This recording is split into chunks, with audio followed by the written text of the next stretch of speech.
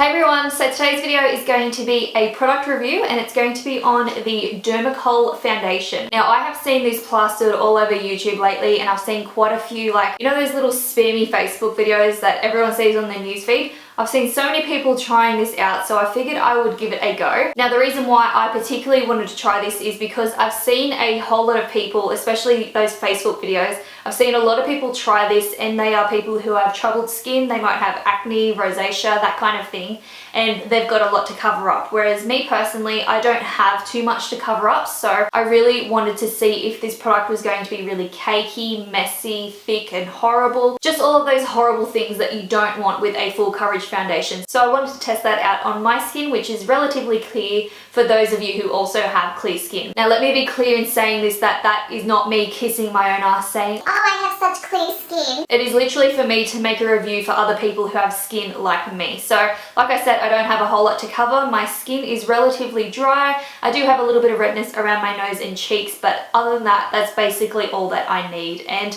obviously I'm not the only person in the world to have clear skin, so I wanted to make this video to let you guys know whether this works on clear skin or not, because in my experience, full coverage foundations are very, very easily cakey. They can look very, very fake on clear skin. And for some reason, when it's on other skin types, like if you put it over acne, it can look really good. So I really wanted to kind of make that comparison, which is why I've decided to make the video. And yeah, that's basically about it, so I won't go into it too much. Hopefully you guys enjoyed the review.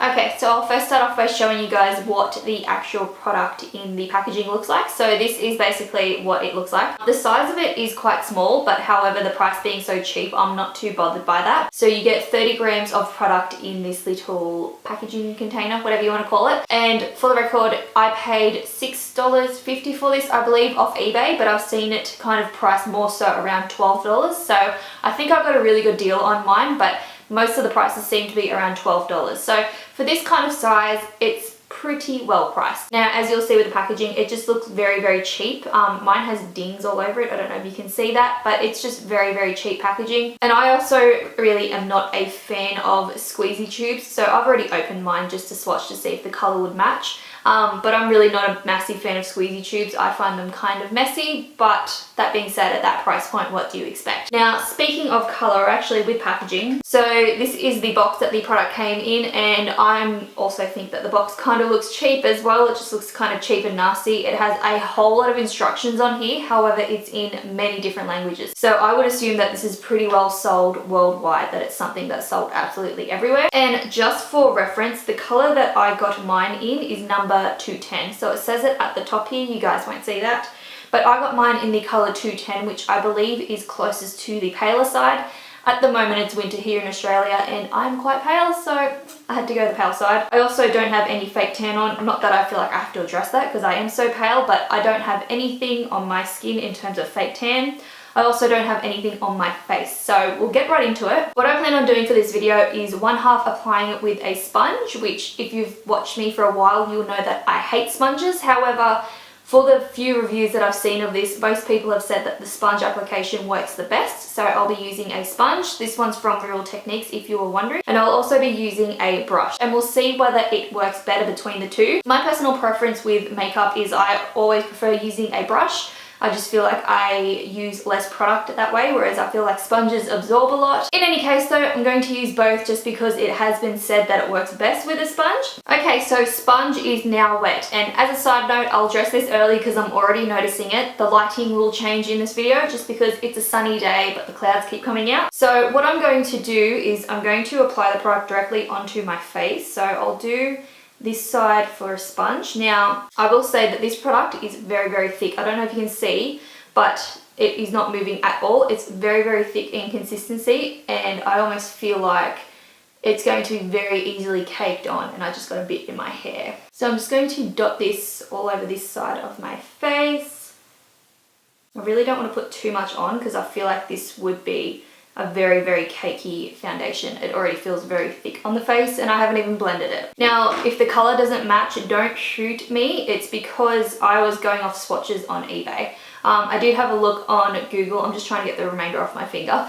I did have a look on Google to try and guess what shade I would be, but it's always hard to tell on the internet. So I'm pretty sure I have never seen this in any store. So it's possible that you may only be able to buy it online. So what I'm going to do is use the sponge, and I'm just going to start blending this into my face.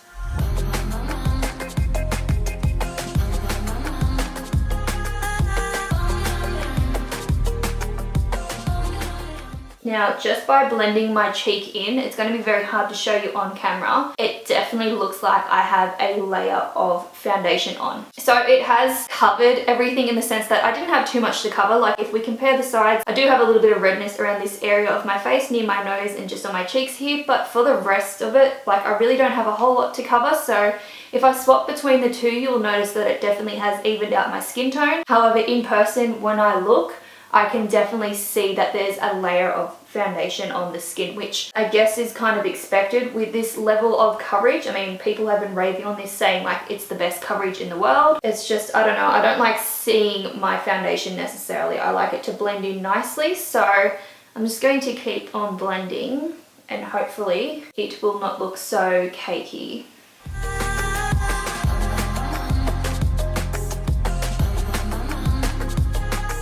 Now, in terms of the colour, I think I did okay. I could have gone one shade darker because I look so pale on this side. But at the same time, like, it is pretty close to the colour of my neck. So I think I'm just in denial for how pale I am. But that being said, now that it's all blended in, so that's how this side of the face looks. So I did this side obviously with this sponge here, which as a side note, I really quite like this sponge. I did not mind it, so things might be changing. But anyway, so this is how this side of my face looks.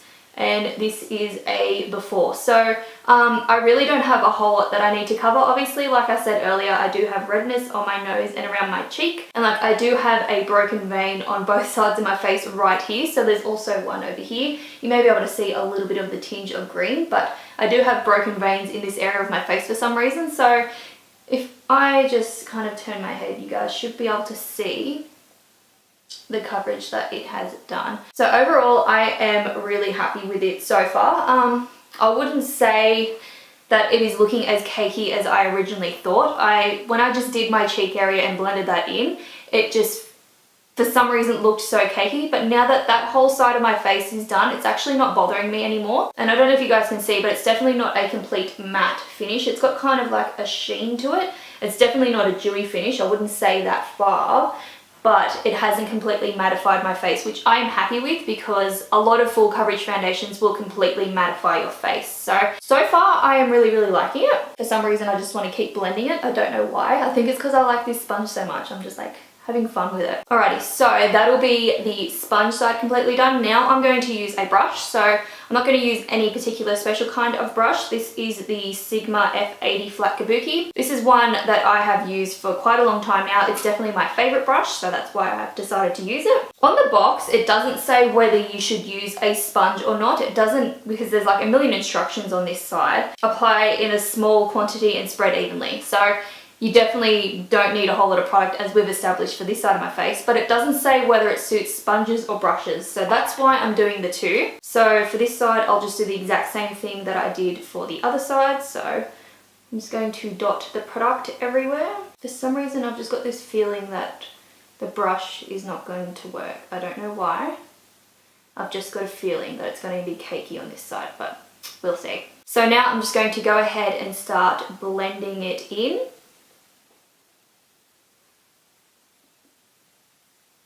And already I can sense that it is going to be a little cakier, but I'll leave my judgment until the end.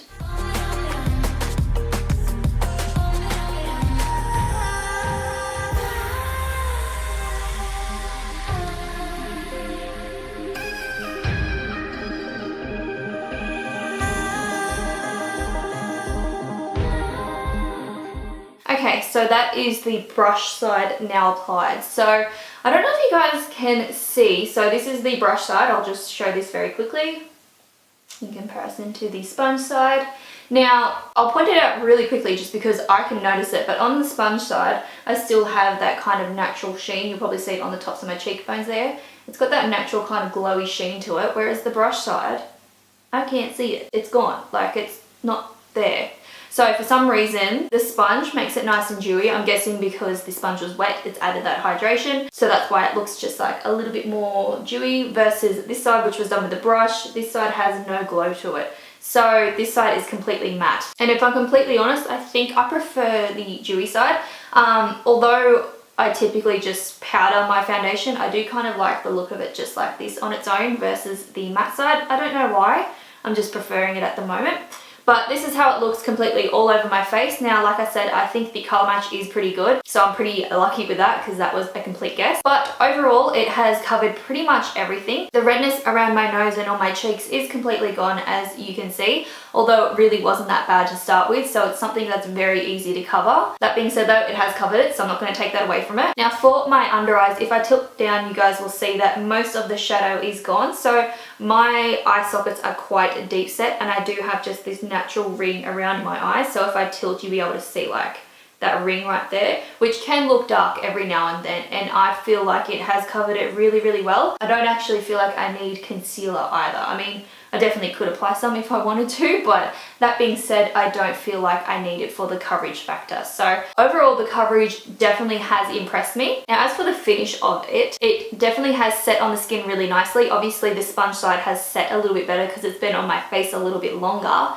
But that being said, like, I don't feel like I need to use a powder to set this in place. It doesn't have kind of like a tacky or oily residue at all. It definitely feels like it's sitting on the skin nicely. It's not going to budge or move. That being said though, like I said earlier, I'm someone who likes to powder my foundations. It's just kind of like an old habit that I continue with. So I probably would set this with powder just to kind of really lock it in there.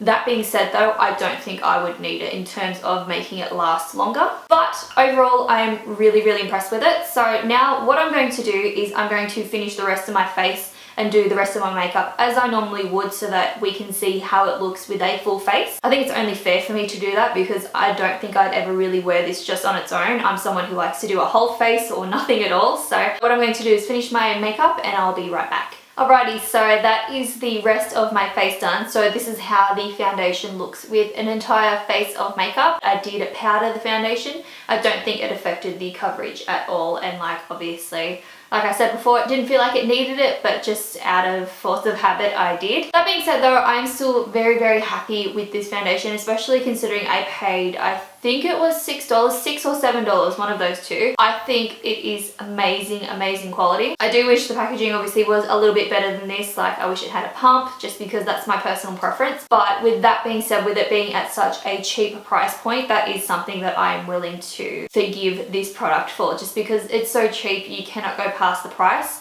especially when it performs so well on the face. So this is how the whole face looks. So the foundation has been sitting on my face now for about 20 minutes because I did take my time doing the rest of the makeup and it hasn't separated at all, which typically after maybe say like 15-20 minutes, you will be able to tell if your foundation is going to go a bit funny because it will start to separate. Particularly for me, it happens around here. I'll start to get like lines, that kind of thing, which considering how thick and how full coverage this product is, I don't have any of those lines where the product sinks into my face, which I have had that happen in the past with other full coverage foundations. So to see that it hasn't happened with this one, I'm definitely very impressed. I actually guessed that it was going to do that. I was worried that it was going to kind of settle in these fine lines here. That being said though, it hasn't settled into them at all, and overall I'm very, very impressed. So I would have to give this thing a massive thumbs up, and if you are at all interested in trying it, I would definitely recommend it. Obviously the color selection is very hard to choose from, particularly if you're going to be choosing your shade. That being said though, once this turns to summer, I don't think I'll be able to wear this, but for the time being, it is a pretty damn good match. So just for reference again, my color was 210, which I don't know if that had a name or not. I don't think so. But yeah, that's basically my little review on the Dermacol foundation. So hopefully you guys enjoyed seeing this. I wanted to do it just so it was kind of like a no bullshit, no ass kissing kind of blank review. Like, I didn't have to like this product. It was something I bought myself and I wanted to get you guys like a real, true, honest review. So from me, it's a thumbs up and I really like it. So definitely try it if you're wanting to give it a go, especially seeing as it's so cheap. But yeah, hopefully you guys enjoyed seeing this little review. Let me know if you have any other products that you would like me to try in the comments down below. Other than that, hopefully you guys enjoyed seeing this and I will see you in my next video. Bye guys.